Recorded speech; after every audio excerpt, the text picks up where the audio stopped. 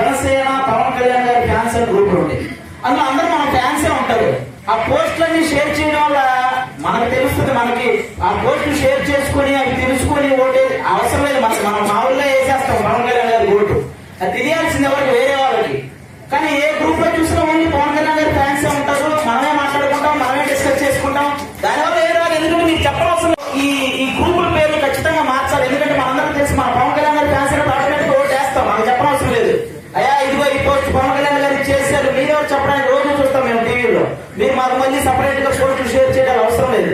అది మనకి మనం షేర్ చేసుకోవడం అసలు తప్పు, చాలా తప్పు. అది వేరే వాళ్ళకి తెలియచేయాలి. అలాగే ఇది పల్లెటూరులో ఉన్న వాళ్ళకి ఎలా తెలియాలి? మరి వాళ్ళు ఫేస్బుక్ వాట్సాప్ లో యూజ్ చేయాలి. పల్లెటూరు మొత్తానికి తెలియాలి. వాళ్ళకి ఎలా తెలియజేస్తాం? ఇప్పుడు సపోజ్ మీటింగ్ పెడితే యూత్ ఎక్కువగా వస్తారు, మంచిదే. ఒకళ్ళు వేస్తారు, ఒకరిని 10 మంది వచ్చి పైకి లేపుతారు, ఒకరిని పైకి లేకపోవడం అన్నా అంటారు పై నుంచి. ఆ అన్నా అనేవాడికి ఓటు ఉండదు, కింద 10 మంది ఉంటారు, వాళ్ళకి ఓటు ఉండదు. వాళ్ళు లేచిన అభిమానం మంచిదే, కానీ ఈ టైంలో మనకు కావాల్సింది అలాంటి అభిమానం కాదు. ఇదంతా మీ పెద్దవాళ్ళకి తెలియచేయాలి. నువ్వు ఎందుకు చొక్కాలు తిప్పుకుంటున్నావు, ఎందుకు ఆయన చూసి విజిలేస్తున్నావు అనేది మీ పెద్దవాళ్ళకి తెలియాలి. వాళ్ళకి తెలిస్తే ఇప్పుడు సపోజ్ ఇక్కడ చెప్పండి, ఇక్కడ ఎంతమంది మీ పేరెంట్స్ పవన్ కళ్యాణ్ గారికి ఓటేస్తారు చెప్పండి?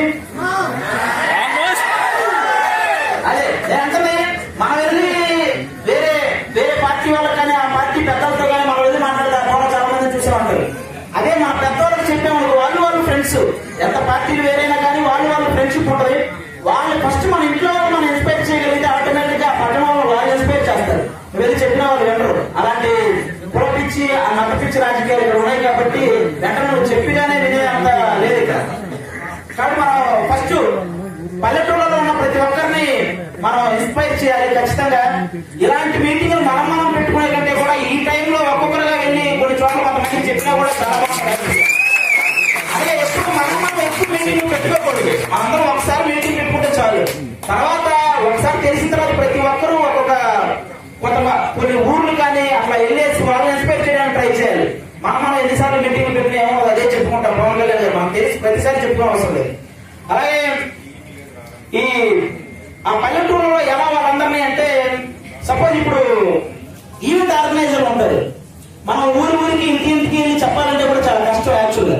కానీ ఒక ఈవెంట్ ఆర్గనైజర్ ఉన్నారనుకోండి, సపోజ్ ఒక మండలంలో ఒక ఈవెంట్ కండక్ట్ చేస్తే ఆ చుట్టుపక్కల వాళ్ళంతా వస్తారు ఆ ఈవెంట్ కి.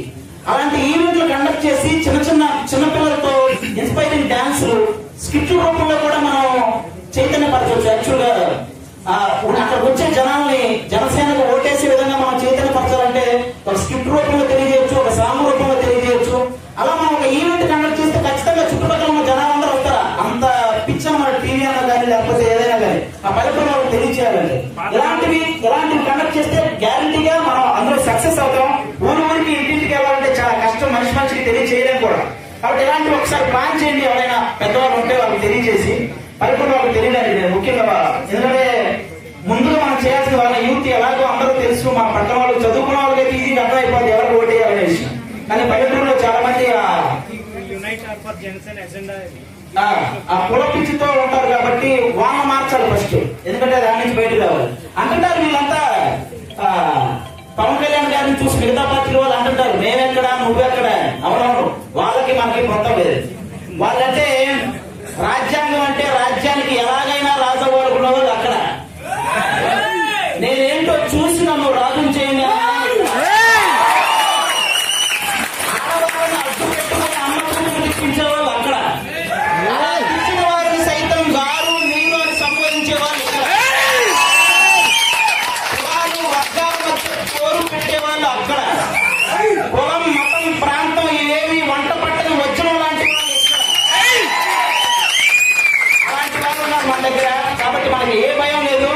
బేసిక్ గా మనం చేయాల్సింది ఏంటంటే మనిషికి డబ్బిచ్చే ధైర్యం కంటే మనిషి ఇచ్చే నమ్మకమే చాలా గొప్పది.